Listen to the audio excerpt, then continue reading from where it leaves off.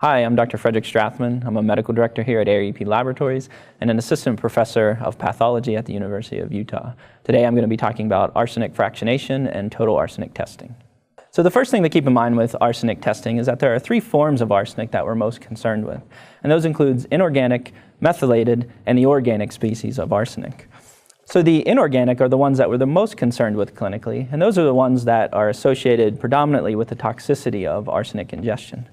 Second are the methylated forms. The methylated forms are metabolites of the inorganic arsenic. They're generated in the liver, and they are still toxic, but they're considered less toxic than the inorganic forms themselves.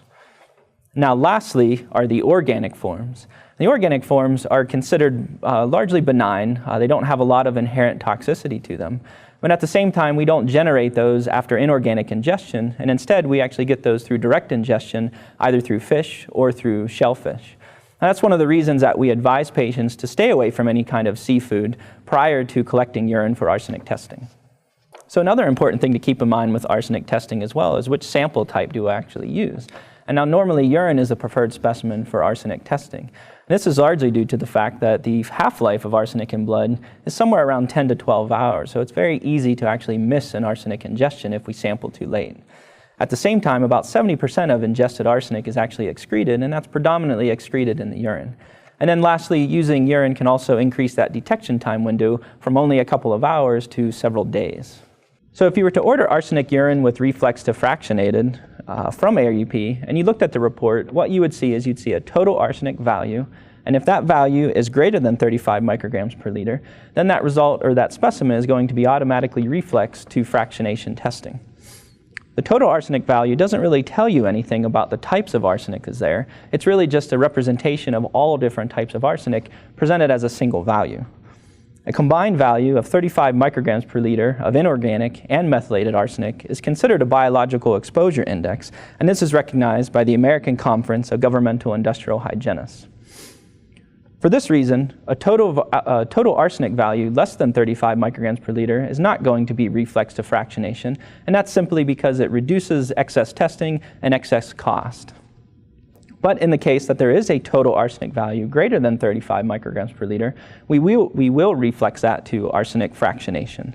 So a report where the total value is greater than 35 micrograms per liter, accompanying that will be a report with the fractionation results, and those will include any inorganic, any methylated, and any organic species that are found.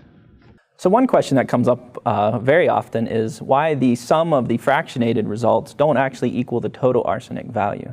And the reason for that is the way the fractionation is done, we don't actually detect all different forms of organic arsenic. Instead, we look for some of the more common forms of arsenic. So if you were to sum the fractionation, sometimes it will be lower than the total arsenic value. But the important thing to keep in mind with this fractionation result is that it's the inorganic and it's the methylated that we're most concerned with and not the organic results. So another thing to think about too is what the results actually mean when you get the fractionation back. So typically, inorganic arsenic, if you see inorganic arsenic, that's very consistent with arsenic ingestion, and there's not too much difficulty interpreting that result.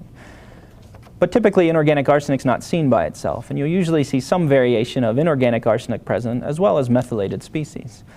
So a typical fractionation result would include inorganic as well as methylated species, and that would actually be consistent with an inorganic arsenic ingestion. So one of the more confusing situations that can occur is when you have organic arsenic from the fractionation results, but you also have methylated arsenic as well.